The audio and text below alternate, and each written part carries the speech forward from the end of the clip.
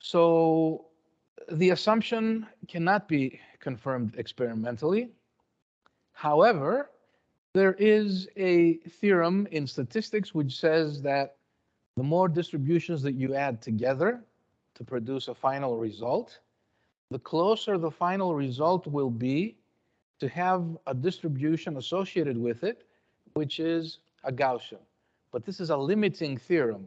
It doesn't tell you that it will be. It tells you that the more you add, the more closer to the Gaussian that it will be. Okay, so that's kind of a drawback there. You know that it's getting to the Gaussian, but it will never be exactly a Gaussian. So typically, the reliability of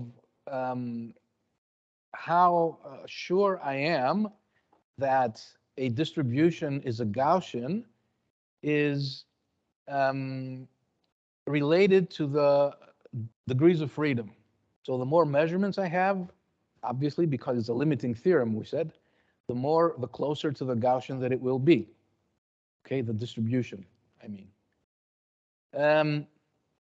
In the case of an output estimate, which is produced through the combination of a number of input estimates, we speak about the effective degrees of freedom, a number which is calculable under the assumption of a particular type of distribution which the output variable or the output estimate follows. Okay. So the effective degrees of freedom gives me the reliability of how close I am to a Gaussian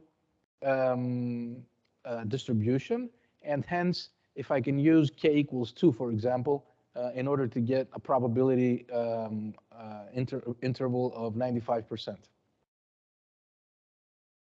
Okay.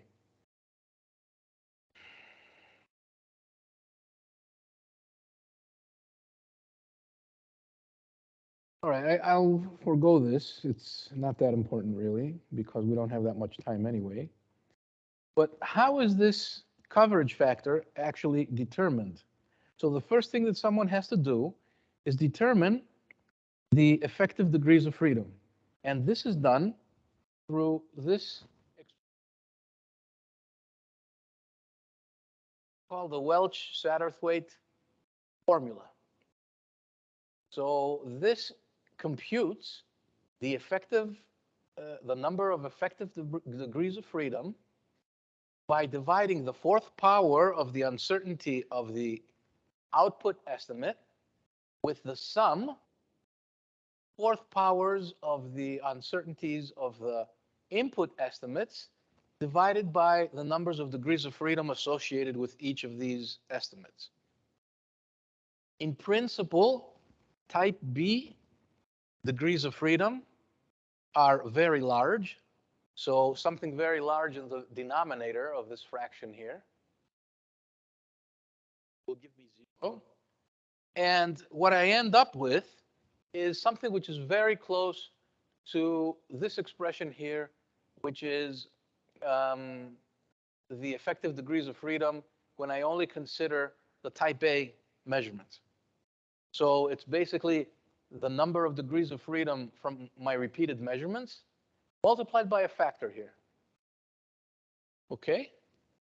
So this will give me a number. It will give me, I don't know, 3.5, 5.1, 96,000. Okay?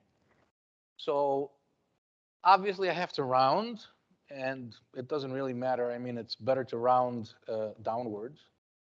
Let me see, is that correct? Less degrees of freedom, yes. So you round downwards. And the more the number, the larger the number of effective degrees of freedom, the closer the distribution of the output estimate is to a normal distribution. How close? Well, this I get from comparing it with the so-called t-student distribution. Okay? And in fact, the t-student distribution and the normal distribution coincide for infinite measurements. So as the number of measurements becomes smaller, the t-student distribution becomes different from the normal distribution in that it is compressed near the center and it's elevated near the wings of the distribution. So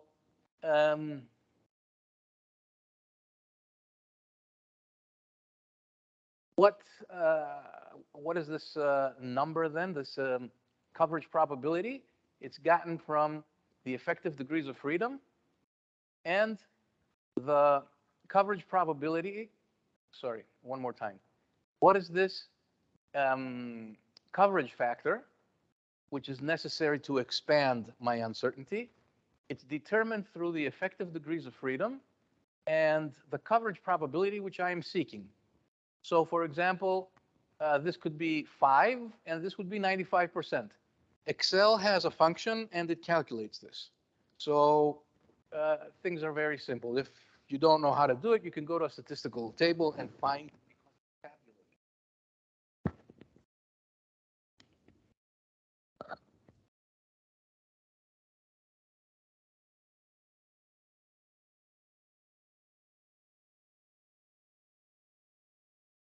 Okay, so this is what the comparison of these two distributions might look like. The normal distribution you see, they both look like bell curves. However, the normal distribution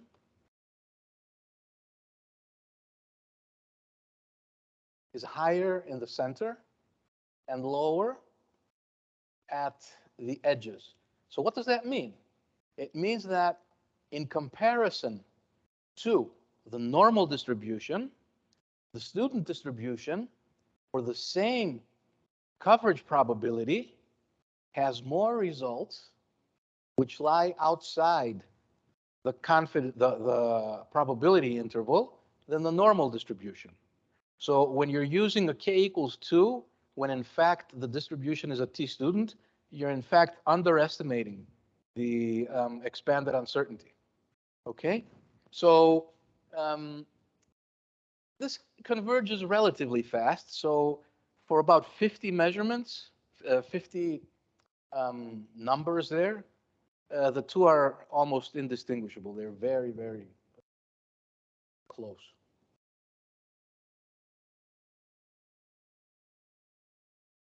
Okay.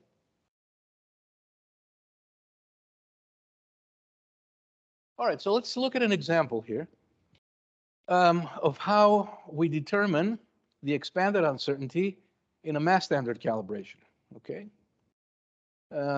So the problem is that we have a mass standard of nominal value 200 grams. The precision from 3 repeats was determined as 0.08 milligrams. The numbers really don't matter. The weight belongs to OIML accuracy class E2. That does matter. What is the number of effective degrees of freedom? Using the t-student distribution, determine the expanded uncertainty of the calibration for a 95% level of confidence. Okay, so we want to determine basically the coverage factor, assuming a t-student distribution with a number of degrees of freedom, effective degrees of freedom. So the type A degrees of freedom are 3. Sorry, measurements are 3. So the degrees of freedom are 3 minus 1, 2. Okay, because I'm told that 3 repeats are used to determine the mass. So that means then that the type A uncertainty would just be the standard deviation, okay, which is 0.08 because I'm told that the precision is 0.08 milligrams, divided by the square root of 3, which is the number of measurements. So it turns out to be 0.046 milligrams. The combined standard uncertainty then would be 1/3, I say here, 1/3 the maximum permissible error times a half. How do I know that? You think? I'm jumping ahead a little bit, but I know it because I have to ensure that the weight belongs to OIML accuracy class E2. So I have to use the correct standard, I have to use the correct mass comparator, and so on and so forth to ensure that I can calibrate this mass to E2 accuracy. If it's E2 class, then the uncertainty of its mass value would be the maximum permissible error divided by 3. So it's 1/3 the maximum permissible error, because that's how the international recommendation of doing mass calibrations does things. That gives me the expanded uncertainty, and then I have to divide it by 1/2 again, multiply it, sorry, by 1/2 to convert this expanded uncertainty into a standard uncertainty. So the final result is 0.05 milligrams.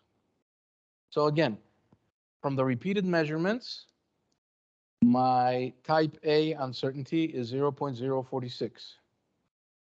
From the requirement that the mass is class E2, the uncertainty of the calibration is 0.05 milligrams. So if I plug these numbers into my Welch-Satterthwaite formula, then I will find V effective approximately 3. So my degrees of freedom are 3. So if I want then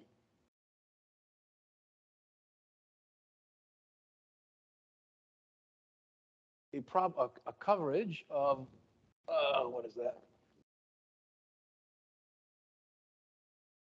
Sorry, for 95%, because that's the level of confidence, and 3 effective degrees of freedom, the coverage factor is 3.31, not 2. So by using 2, if I use 2, I would be severely underestimating the uncertainty.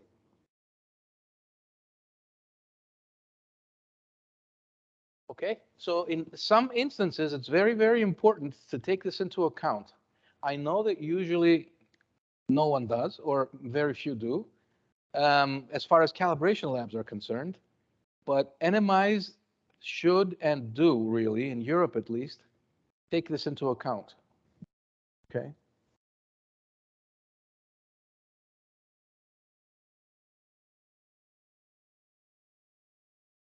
Any question? Yeah.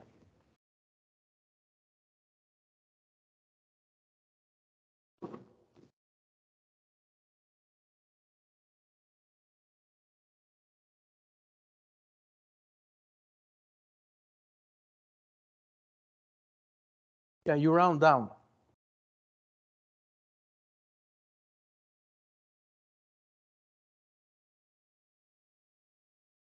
Yeah. Yeah.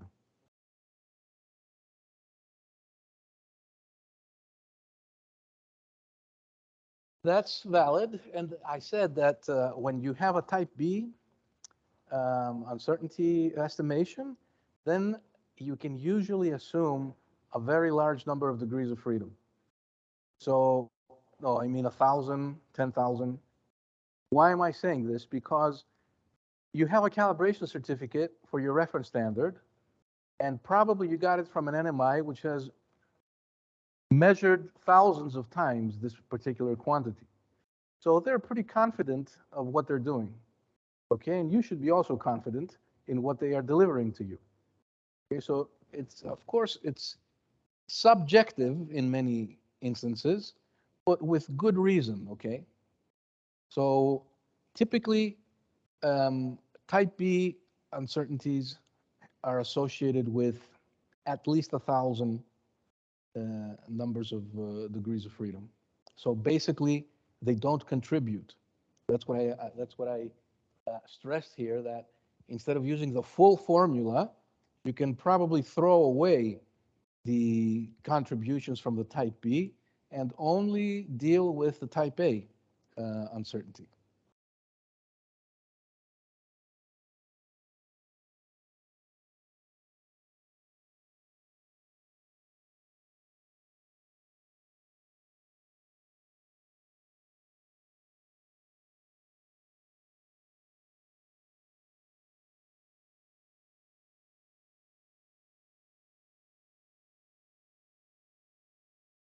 Yeah. Okay. So if I understand correctly, you do repeated measurements, let's say 10. Okay, and you find an average, and you use that average value to do whatever you do. So what's associated with that? A standard deviation, an error in the mean. Okay? So how many are the degrees of freedom if you did 10 measurements? It's 10 minus 1. Okay? So for type A, it's simple. It's just the number of measurements minus 1. Not always, as we will see, when you're fitting a straight line, it's n minus 2, not n minus 1. And if you're fitting a polynomial to data, then it's n minus, it's the data points minus the number of parameters in your fitting function. But when you're doing repeated measurements of one quantity, it's n minus 1. Okay.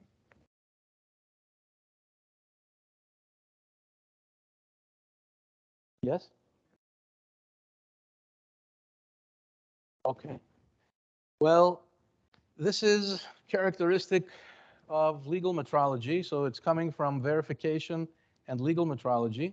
So in legal metrology, they don't deal with tolerances, but they talk about maximum permissible errors. So if you want to classify something, that it belongs to a particular metrological category, then it has to have specific maximum permissible errors.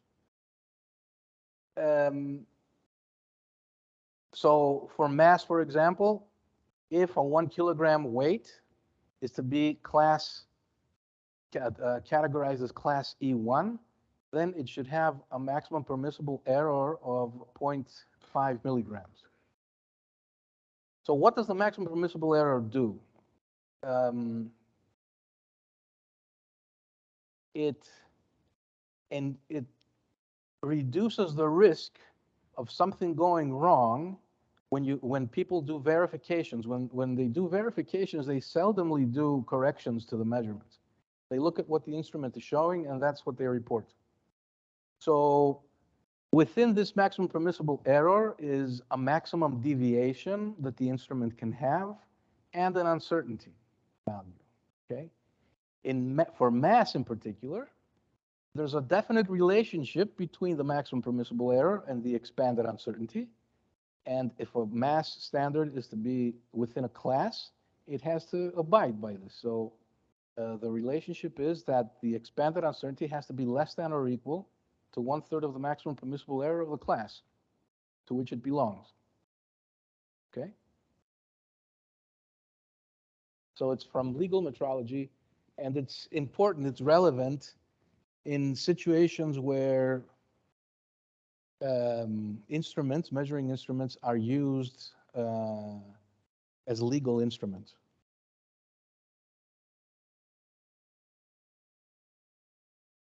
Yeah, OIML R111 is the guideline, the recommendation that describes everything with regard to mass verification.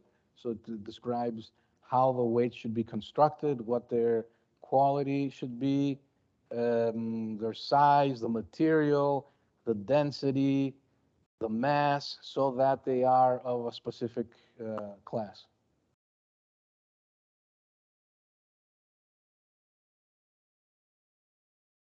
Okay? Yeah, that's the mass thing that I told you. So the uncertainty is 1/3 of the maximum permissible error, the expanded uncertainty. And half of that is the standard uncertainty.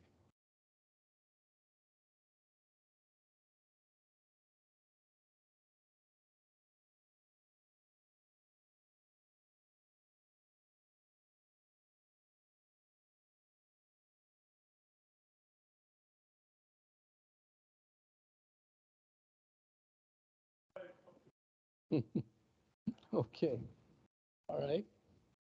So let me move on. Because the next thing now is very much related to what I was talking about. So in legal metrology, verification is basically a conformity assessment activity. Okay, So when someone verifies that a measuring instrument belongs to a particular class, then they are making a judgment as to whether it conforms or not to something. Okay? So in calibration activities, this um, is not that important in all areas. In mass, it is important. So for instruments that are used for legal measurements, it's important, um, but not for every area. However, in general, one sees, when one considers the conformity assessment, um, then you understand why there's this big fuss about calculating a measurement uncertainty. Okay. So this picture, I think everyone has seen many times. So these are the different situations that someone can encounter when they're doing a measurement in order to decide whether this value, this measurement, passes or fails. So we have error bars, uncertainty bars on the measurements, and we have two clear situations. When the measurement and the error bar is outside, then it's a clear fail. And when they're inside, then it's a clear pass. But there are situations where you cannot exactly say what is going on. You have to remember, though, that in conformity assessment, always the idea is that you minimize risk. So you cannot have a 100% clear answer as to what is happening. So you want to minimize risk, and the amount of risk that someone takes, there are two types of risk. It's the producer's risk and the consumer's risk.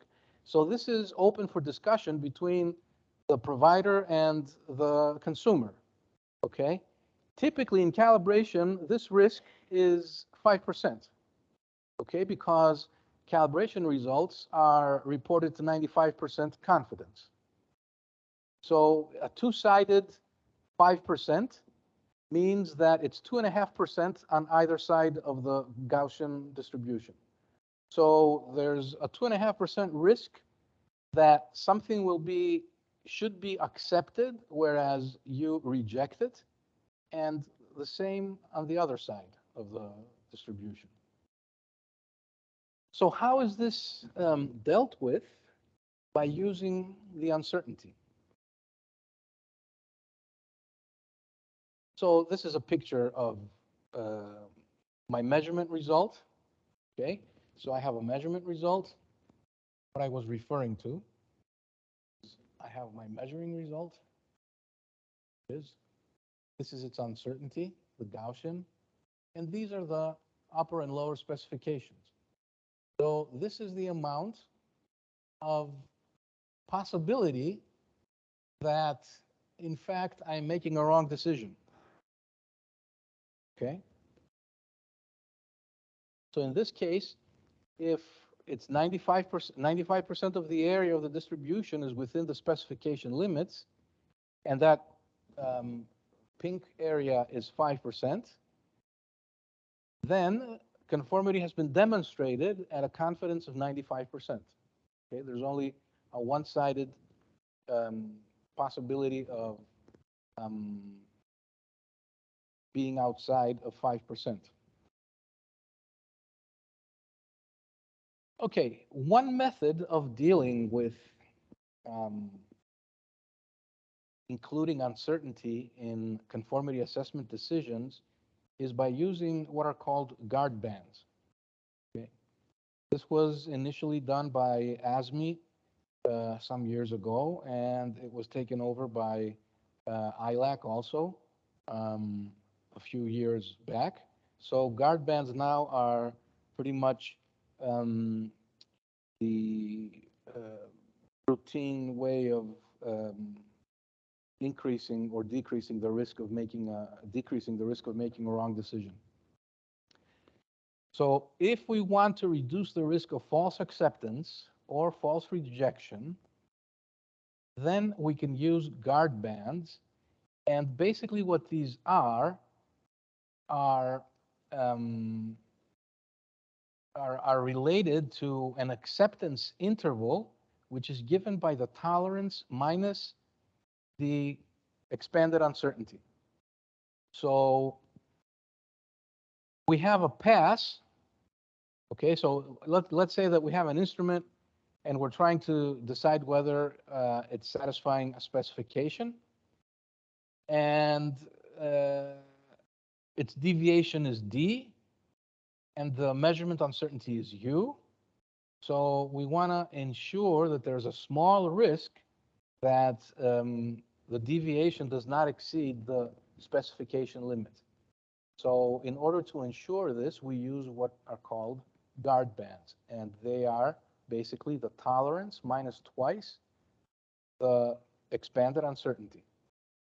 So in this case, I reduce the risk of false acceptance, and in this case, I reduce the risk of false rejection. Okay, so I increase my tolerance by the uncertainty on either side. Okay? So that having been said, then the risk pretty much is very, very small. How small? About 2.5%. Why? Because this is the situation now, using guard bands. So again, this is my previous diagram, almost my previous diagram, where I have 4 situations which are not clear as to what I should do, accept or reject. Okay? So these I can reject with a risk of 2.5%, and these I can accept with a risk of 2.5%. So this is a situation of maximum 2.5%. So this is the situation. If I take this and I put it on the side, here are my specification limits. This is the central value. And I subtract from my specification limits the uncertainty. So now this is the acceptance zone. Okay? The tolerance is from specification limit to specification limit. And you see, if I make a measurement which is right at the guard band, then there's only a small piece of the distribution lying outside. The small piece, if it's done correctly, is maximum 2.5%. So there's a 2.5% risk only of accepting while I should have rejected.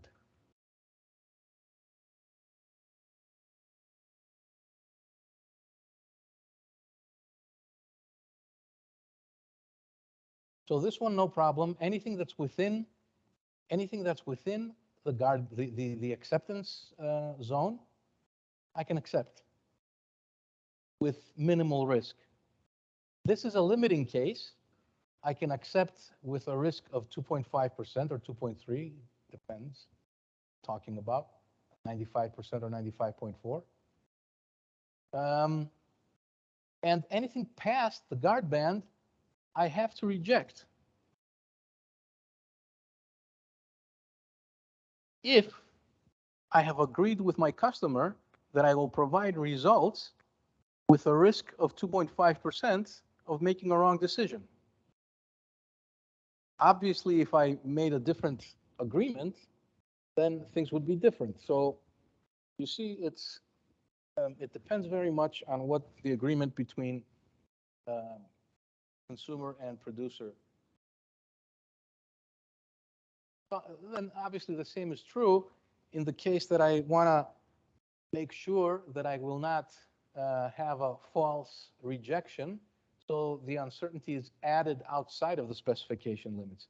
So then this is the reason why R111 in mass says that if a weight is to belong to a particular class, its conventional mass